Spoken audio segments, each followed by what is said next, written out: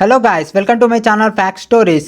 Guys, మీకు ఇది తెలుసా? బ్రిటిష్ వారితో సహా విదేశీ ఆక్రమణదారులు భారతదేశాన్ని దోచుకోకుండా ఉంటే ప్రపంచంలోనే సుసంపన్నమైన దేశంగా భారత్ ఖ్యాతి గడించేది. ఎంతోమంది విదేశీయులు భారతదేశంలోని రాజుల మీద, దేవాలయాల మీద దాడి చేసి ఎన్నో విలువైన వస్తువులను దోచుకెళ్లారు. ఇలా దోచుకెళ్లిన వాటిలో ఒకటి హోప్ డైమండ్ అని పిలువబడే వజ్రం. నిజానికి ఖరీదైన వజ్రం అంటే కోహినూర్ వజ్రమే గుర్తొస్తుంది. హోప్ డైమండ్ అనే మరో ఖరీదైన వజ్రం కూడా ఉందని బహుశా చాలామందికి తెలియకపోవచ్చు. ఇక్కడ చిత్రం ఏంటంటే, ఈ వజ్రం ఎవరి దగ్గర ఉంటుందో వారంతా అకాల మరణం చెందుతారని ఓ నమ్మకం ఉంది. ఈ కారణంగానే దీన్ని శాపగ్రస్త వజ్రంగా పిలుస్తారు.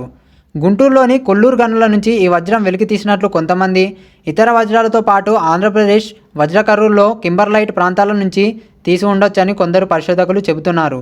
మొత్తం మీద ఇది ఆంధ్రప్రదేశ్లో దొరికినట్టు స్పష్టమవుతుంది.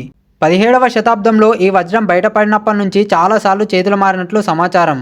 మొదట్లో ఈ వజ్రాన్ని ఫ్రెంచ్ రత్నాల వ్యాపారి జీన్ బాప్టిస్ట్ టావెర్నియర్ ఓ ముడి పదార్థంగానే కొనుగోలు చేశారు.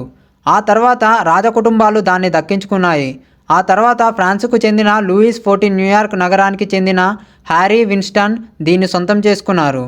ఈ తర్వాత ఈ వజ్రాన్ని 1958లో వాషింగ్టన్లోని స్మిత్సోనియన్ ఇన్స్టిట్యూషన్కు విరాళంగా ఇచ్చేశారు. ఫ్రెంచ్ రత్నాల వ్యాపారి జీన్ బాప్టిస్ట్ టావెర్నియర్ దీన్ని భారతదేశంలోని ఒక హిందూ దేవాలయం నుంచి దొంగిలించినట్లు ఒక కథ కూడా ప్రచారంలో ఉంది. దేవాలయంలోని వజ్రం కనుక ఆ ఆలయంలో పూజారులు వజ్రం పోయిందని ఆ వజ్రం తీసుకున్న వ్యక్తులను శపించారు.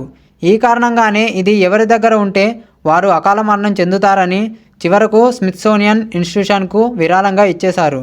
1839లో హెన్రీ ఫిలిప్ హోప్ అనే వ్యక్తి ఈ వజ్రాన్ని మొదట సేకరించడంతో దానికి అతని పేరే పెట్టారు.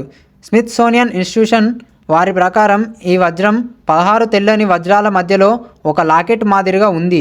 చికాగో డైమండ్ కొనుగోలుదారుల ప్రకారం హోప్ డైమండ్ విలువ $350 మిలియన్ వరకు ఉంటుందని సమాచారం. భారతీయ కరెన్సీ ప్రకారం దీని విలువ 29,019,52,67,500 రూపాయలు. ఈ వీడియో కనుక మీకు నచ్చినట్లయితే లైక్ చేయండి, షేర్ చేయండి, కామెంట్ చేయండి అండ్ సబ్స్క్రైబ్ చేసుకోవడం మాత్రం మర్చిపోకండి. Thank you.